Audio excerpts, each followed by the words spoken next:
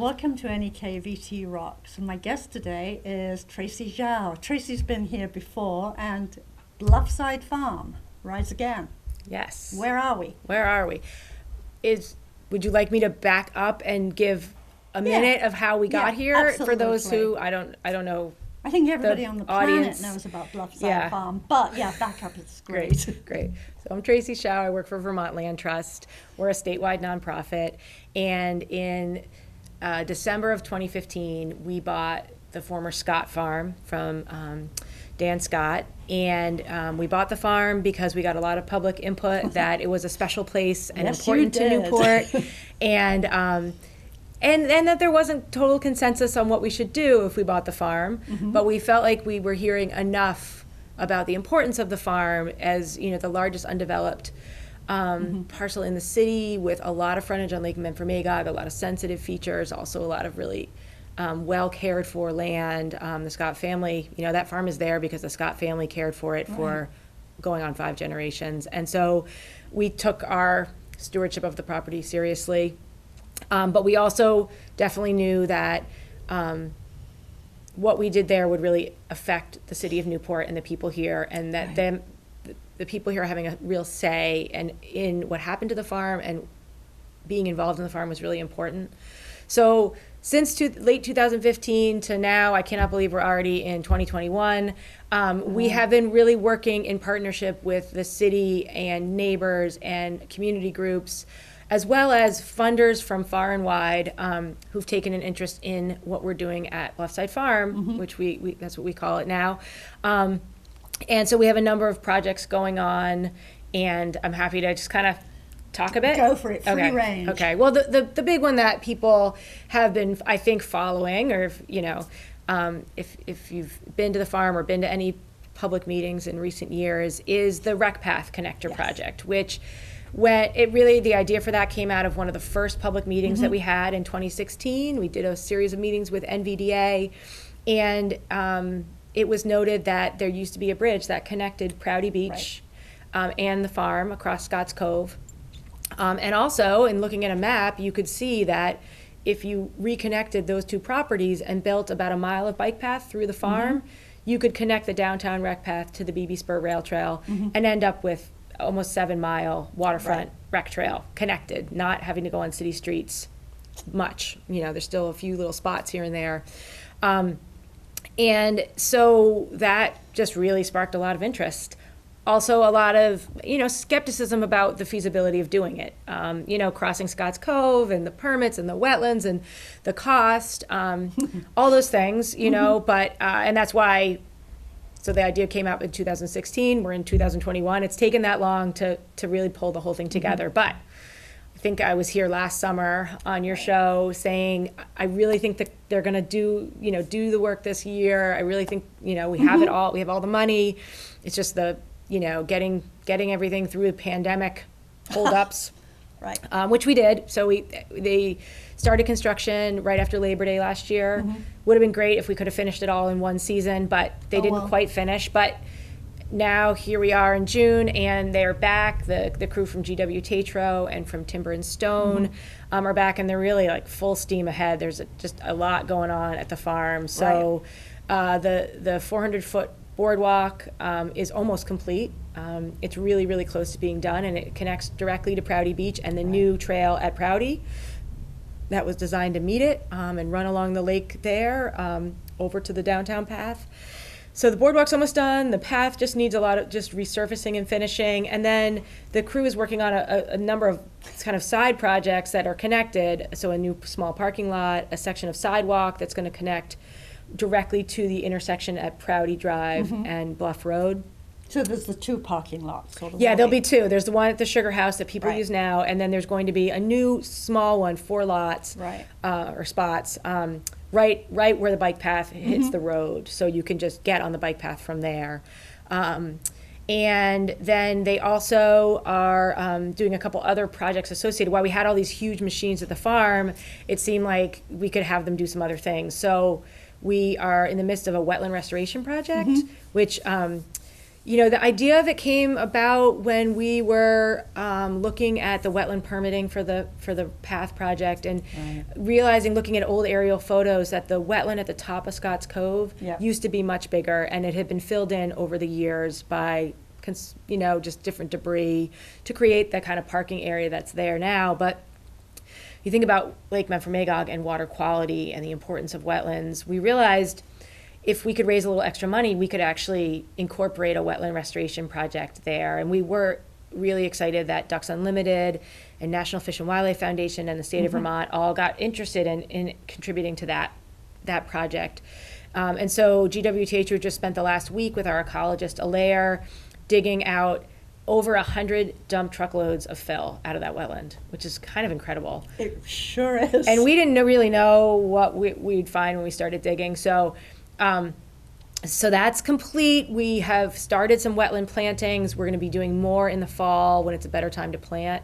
The Abenaki community is working with us on a planting plan. So B. Nelson is helping us think about what plants would really be ideal there. To maintain the wetland. So that's exciting and underway. We also are doing some work in the Farmstead area. So we solved a problem of what to do with the fill out of the wetland by digging out the old manure pit and salvaging all that really great, really aged manure.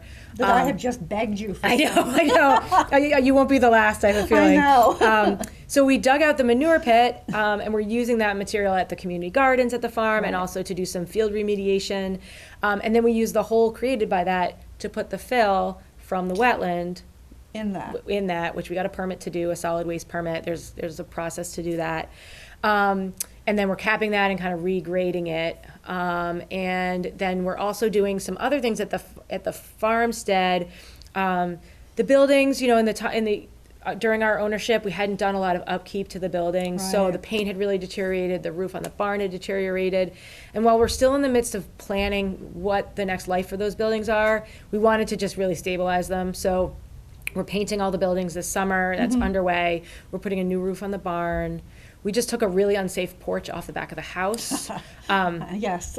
That porch was, I've noticed. Yeah, it was very unsafe. We knew that. We'd had a plan, and we had these big machines here, so we were able to do that. Yeah. So those things are happening, and some now. What are the fantasies for the buildings? Yeah. So we're in the midst of doing a couple assessments. So we have the Preservation Trust of Vermont, which is a historic preservation organization. They just gave us a grant, along with the Vermont Housing Conservation Board, to have just a structural historical assessment done of the barn and the house, just with an eye towards like immediate projects and long-term projects, and then significance.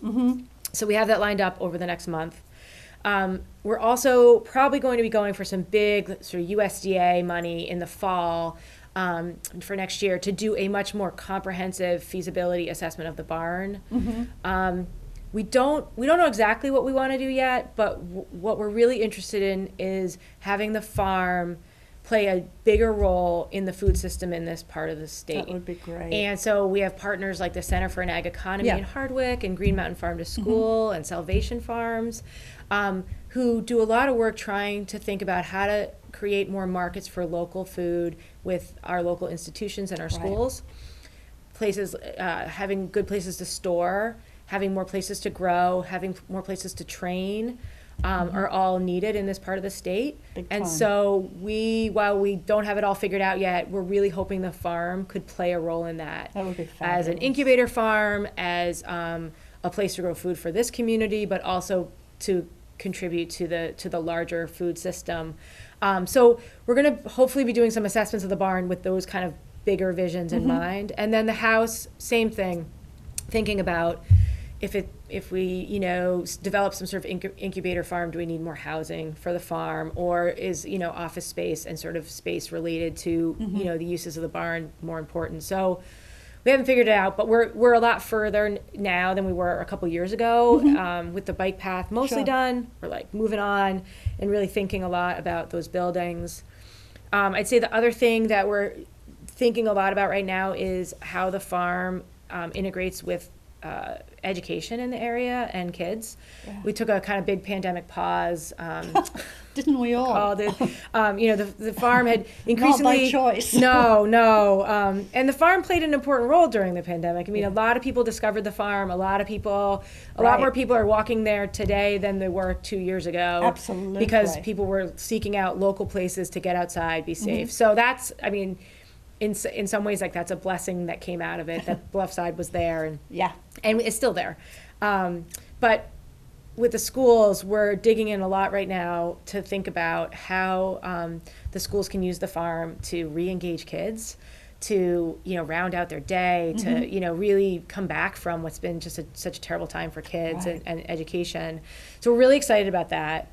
We're thinking about even things like should we build some sort of like shelter with composting toilets or something to that kids could get under when they're there for school programs. That would be a really good idea because a porta potty doesn't quite cut it. No, it doesn't, and there's really nowhere to get out of the weather if it suddenly starts a thunderstorm. So no great plan there yet, but it's one of the things we're thinking about. We're talking with the schools about.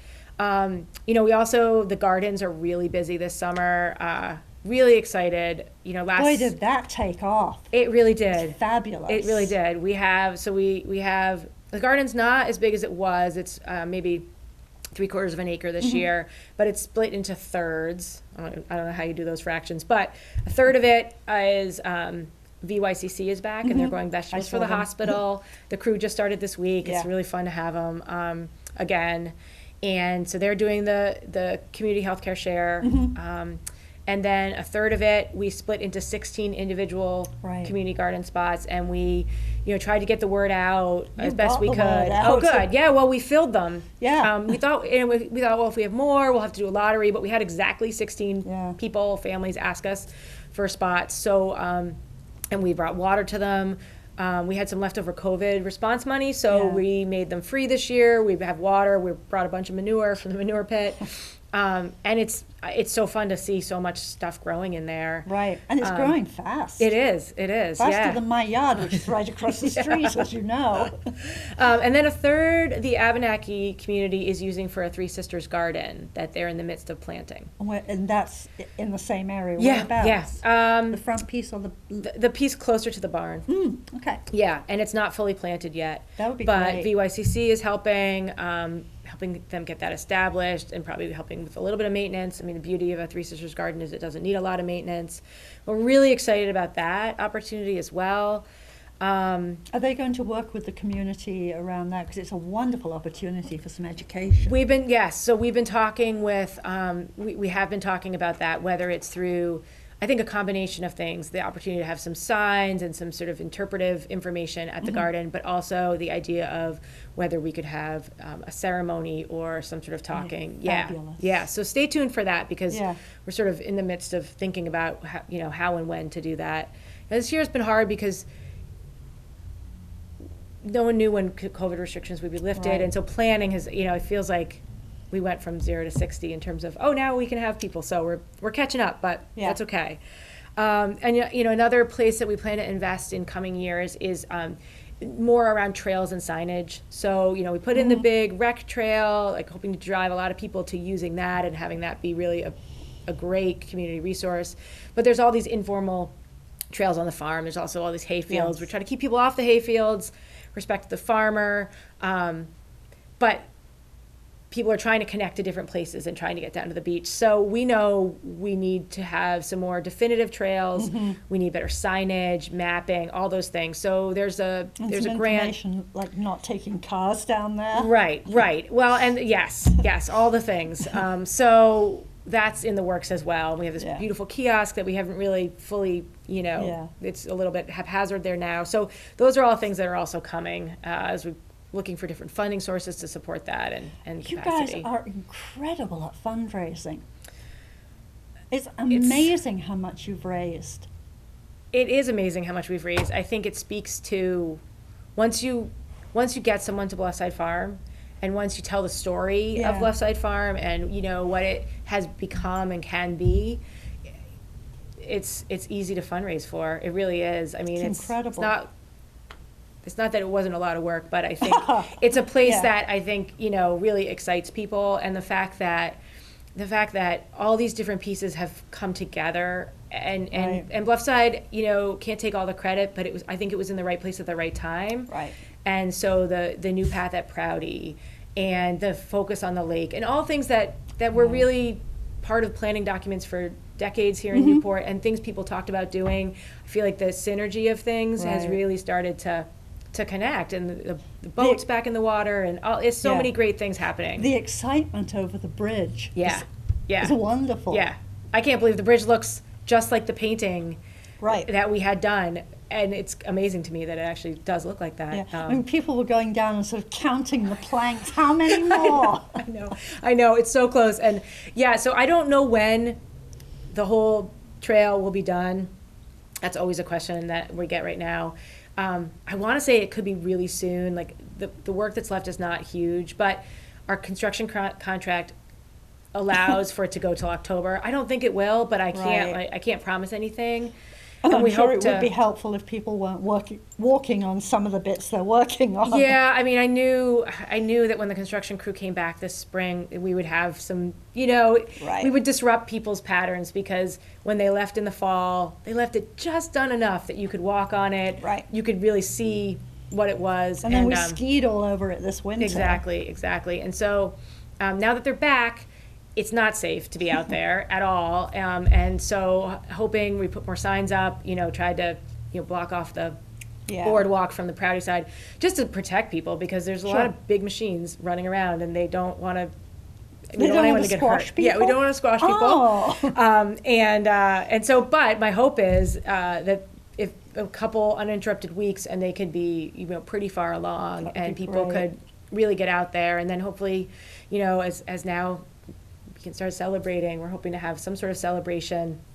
We've been aiming towards the early fall, just because we wanted to make sure it was really done, and just COVID restrictions, all the things. But So what kind of celebration are you thinking? I don't know. Some sort of ribbony cutting thing. I mean, there's so. I think there could be two. And I'll probably get in trouble for saying this on TV, but I think, you know, there's so many funding sources, from our federal funding sources and state funding sources and private foundations and individuals, that giving them their due and really celebrating that kind of contribution to Newport Now, the will be recognition something. for the contributions are really important. Yes. So I envision some sort of, you know, more kind of focused thing.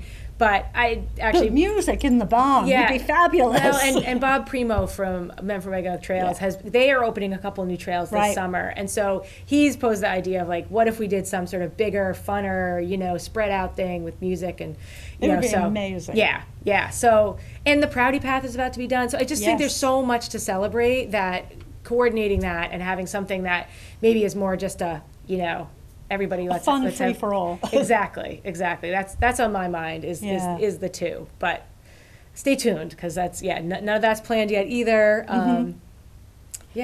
What about the sugar bush?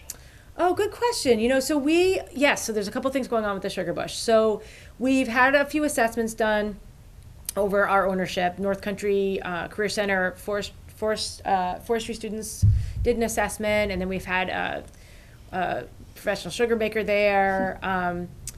It's looking like what we're going to do is we're going to take a pause on sugaring there. We're going to remove the tubing, because it's turning out to be very little utility. We just had someone from UVM look at it, and they're like, no. We're seeing if we can recycle it. I guess there's a recycling program. We're trying to figure that out. I hope so. We have some volunteers that are willing to help us take it down. And we might have like a big volunteer day and just like get it out of there. Just put the word out. Yeah. And then we're going to do some timber stand improvement. So we're going to take a little pause, do some timber stand improvement just to improve the sugar bush. It's quite small.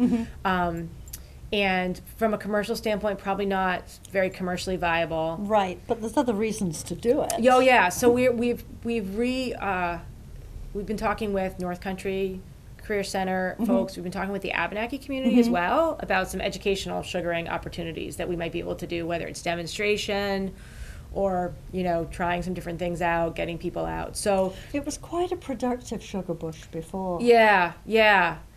And so I think we'd like it to be again. And so that's what our eye has been on. So it probably won't be sugared for another year or two, but you will see changes in the sugar bush because we are going to start cleaning up the lines, doing some light harvesting to really with an eye towards improving it as a sugar bush, and then designing that next sugaring. So yeah, well, let us know in the neighborhood when we can start taking We'll stuff do. We have another neighbor who offered to kind of rally people, so we'll get the word out. That'd be great. Yeah. And speaking of that, I mean, that's the other thing that's been, I think, incredible about Bluffside Farm has been just the neighbors and the volunteers.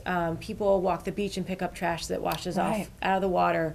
We have a neighbor who started mowing some of the informal trails, which is such. I saw that. I know, really, really generous. We have people let us know when they see things that don't look right, or people who help other people understand the access rules and try to keep it available to everyone. So all those things, and people who are just like kind to the VYCC crew and say nice things and say welcome back. I mean, I just heard that from one of the crew leaders. Said she already has had people say, "Hey, we're so glad to see you here," and so that is just really incredible. And I feel like that the farm has really integrated itself into the community in that way, where everyone feels a bit of ownership. Yeah. Which is a weight on the land trust. We want to make sure we do things right by people and weigh all the considerations and the ideas. The neighbors were so involved in you getting the farm. That interest is going to stay. Yeah. So that's just another fun aspect of the farm. Community activists tend not to get much that's positive. You do a lot of fighting, and as you know, get very little for it. Yeah. But that was a success. And the neighborhood feels like that. Yeah. This we did. Yeah, that's cool. That's really cool. It really is. That's awesome. Yeah. So more happening. I think it's right now the busiest there. I think it's been since we took ownership in terms of activities and improvements, and the big machines will leave pretty soon. But all what they're going to leave behind, I think, is would be really cool if you could have some animals there again. And I know there's challenges around that.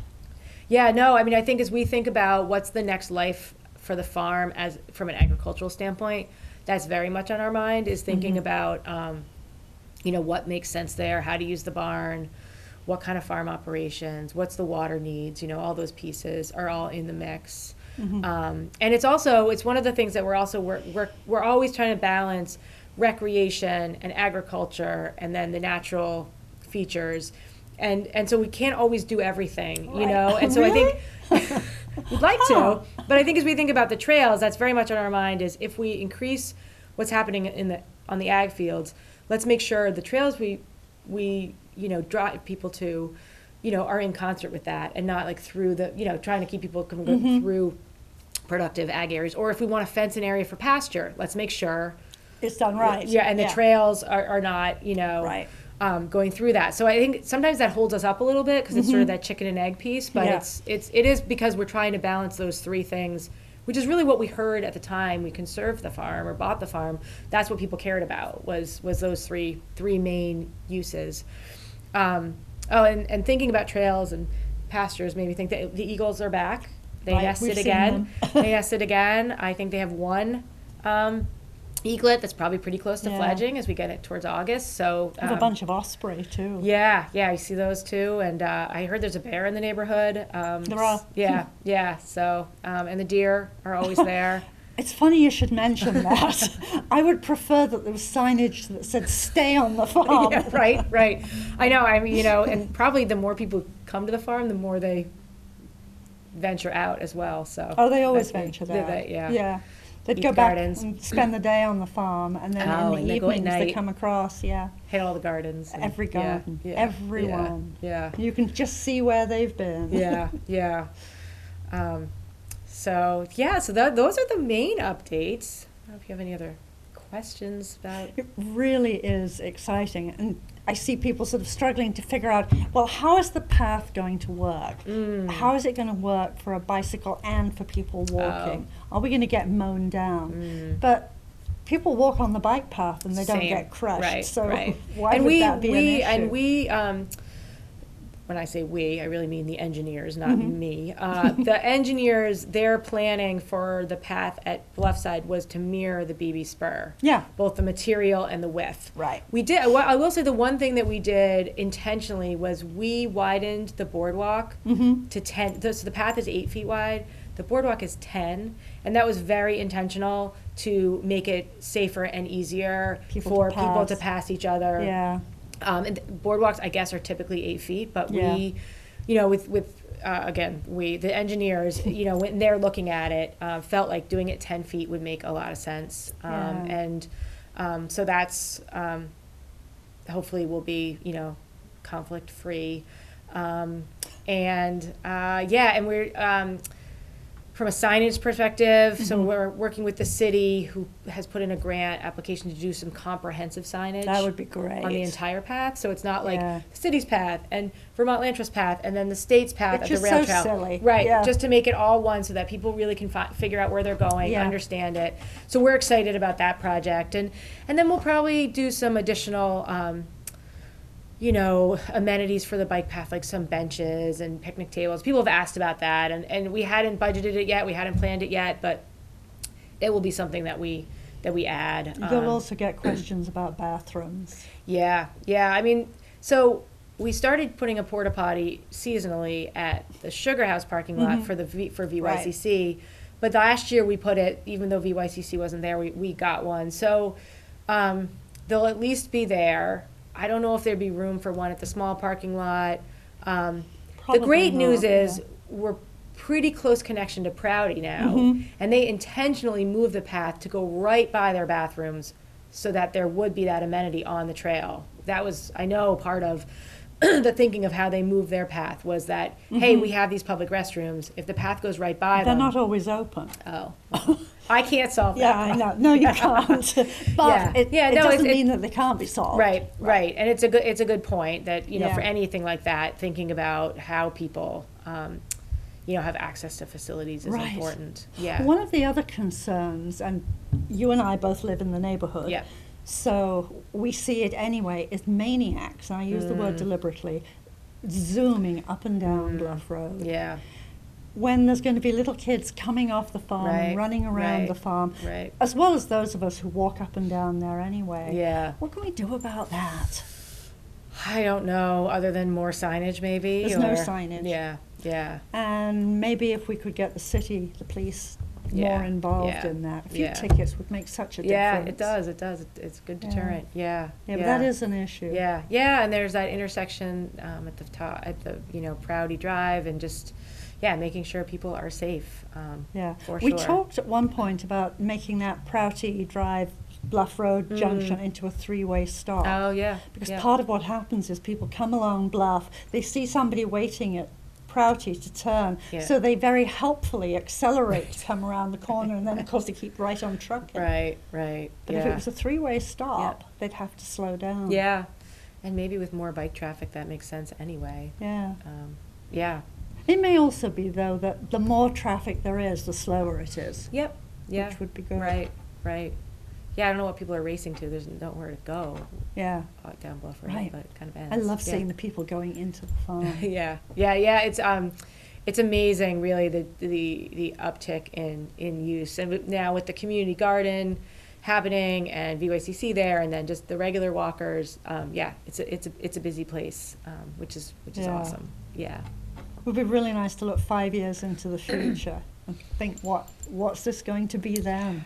I envision 5 years from now a more vibrant, more things being grown at the farm, more people involved in that, and the recreation pieces continuing, and hopefully being even better integrated with Prouty Beach and that access. Yeah. I mean, think of having a few alpacas and taking I know you want animals. Learning how to spin and weave. There's all sorts. Yeah. There's so much possibility. There's so much possibility. Yeah. The skills building that could happen there. Yeah. Would be incredible. Yeah. Yeah. And we're talking with North Country Career Center more and more about different ways to integrate their work as well, building trades. And that would be good for them. Yeah. So we're excited, and it's a fun time of year to be out there for sure. It's gorgeous out there. Yeah. I mean, we're just so happy in that area that it's being used in the way that it is. So Great. we unfortunately are out of time. Okay, well, that was fast. It always is. It's great. It's great. So in another 6 months or a year, we'll Yep. come back again. Happy and- to. Always happy to. This Yeah, is it's like, great. yeah. It's great. So thank you so much for doing this. Thank you.